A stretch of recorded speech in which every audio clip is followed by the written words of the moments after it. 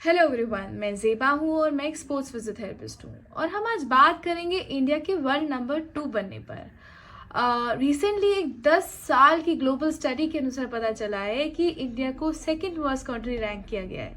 ये study world anti doping agency ने कराई थी, जिसे हम वाडा कहते हैं। जब उन्होंने ये स्टडी कंडक्ट कराई तो उन्होंने माइनस के ऊपर थी कि जो माइनस एज इन की 18 साल से कम की उम्र के बच्चे। इस लिस्ट में रशिया टॉप पर थे और इंडिया सेकंड नंबर पर और चाइना थर्ड नंबर पर। सबसे ज्यादा जो बैन सब्सटेंस डिटेक्ट हुए वो थे फ्यूरोसेमाइड, नैंड्रोलॉन एंड क्लेनब्यूट्रॉल। अब इन सब्सटेंसेस के बारे में हम आराम से बाद में बताएंगे, बट पहले मैं बताती हूँ कौन कौन से ऐसे खेल थे जिनमें सबसे ज्यादा डोपिंग पाई गई। वो थे weight lifting, aquatics and athletics. In sports में सबसे ज्यादा डोपिंग के इंसिडेंट्स पाए गए। वाडा ने दुनिया भर में बच्चों द्वारा की गई इस डोपिंग को कंट्रोल करने के लिए एक ऑपरेशन भी लॉन्च किया, जिसे कहते हैं ऑपरेशन रिफ्यूज। उस पर इस ऑपरेशन पर काफी काम किया गया। उन्होंने कोशिश की कि कॉन्फिडेंशियल रिपोर्टिंग और डोप टेस्टिंग, इन सब जरियों से पता चले कि कहाँ पर ज्यादा डोपिंग होती है और कैसे उस चीज का सॉल्यूशन निकले। तो उस चीज का समाधान ढूंढना उनकी बहुत बड़ी प्रायोरिटी थी और अभी हम लोग कोशिश करते हैं कि कैसे बेसिक समाधान जो हम अपने डे टू डे लाइफ में यूज कर सकते हैं, सारे एथलीट्स, उनके कोचेस, ताकि एथलीट ये डोपिंग के बढ़ती हुई महामारी से बचे। इंडिया में डोपिंग को कम करने के लिए सबसे जरूरी चीज है एजुकेशन। हर एथलीट और उनके कोचेस को एंटी डोपिंग रूल वायलेशन के बारे में पूरी तरह ज्ञान होना बेहद जरूरी है। वाडा हर साल बैंड सब्सटेंसेस की लिस्ट को अपडेट करती है। हर खिलाड़ी, कोच और उसके सपोर्ट स्टाफ की जिम्मेदारी होती है कि वो अपने आप को इस चीज के बारे में जागरूक करें। बेसिकली डोपिंग सिर्फ ये नहीं होता है कि आपने एक बैंड सब्सटेंस यूज किया और उसका कंजप्शन किया। डोपिंग ये भी होता है उसके एक्चुअल में 1 to लेकर 10 लिस्ट है। वो 10 चीजों में से आप कोई भी एक चीज करोगे तो आप एंटी डोपिंग लिस्ट में आ सकते हैं।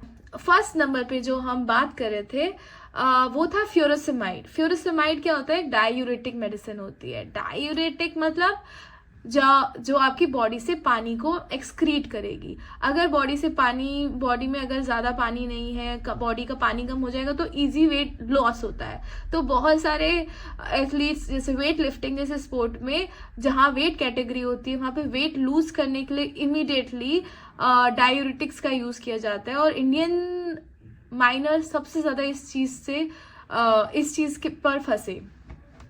नेक्स्ट चीज थी नैंड्रोलॉन। नैंड्रोलॉन क्या है? It's like a synthetic version of testosterone. Testosterone इंसान की मसल्स बढ़ाता है, मसल बिल्ड करवाता है। तो अगर उसका सिंथेटिक वर्जन लोग लेते हैं, फेक टेस्टोस्टेरोन लेते हैं, तो उनकी परफॉर्मेंस फेकली इनहैंस तो हो जाती है उस वक्त के लिए, मगर उनकी बॉडी में बहुत सारे साइड इफेक्ट्स छोड़ती है। तो सबसे ज्यादा जो थर्ड नंबर पर हमें पाया गया था डोपिंग में यूज किए वाला सब्सटेंस, उसको हम कहते हैं क्लेनब्यूट्रॉल। जो क्लेनब्यूट्रॉल पाया गया that is like an adrenergic agonist, जो ब्रोंकोडायलेटर की तरह यूज किया जाता है अस्थमा और कफ के पेशेंट्स में और ज्यादातर कफ सिरप में पाया जा सकता है। तो ये 3 बेसिक जो सब्सटेंसेस जो ज्यादा यूज किए गए और हम बेसिक प्रिकॉशंस फॉलो कर सकते हैं कि एथलीट्स इन सब चीजों में ना फंसे। इंडियन स्पोर्ट्स मिनिस्ट्री ने इसी चीज को इम्प्रूव करने के लिए एक ऐप भी बनाई। इंडियन स्पोर्ट्स मिनिस्ट्री और नाडा ने मिलकर जो ये ऐप बनाई है उसे कहते हैं नो योर मेडिसिन, जिसपे आप अपनी दवाई का नाम डालकर चेक कर सकते हो कि वो बैन सब्सटेंस है कि नहीं।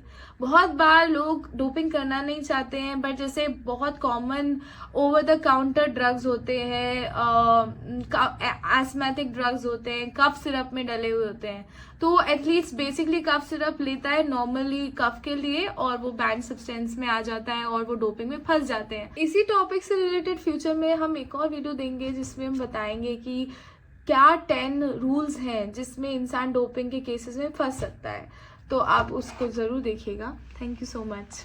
लाइक कर दीजिए और अपनी फैमिली और फ्रेंड्स के साथ जरूर शेयर कीजिए।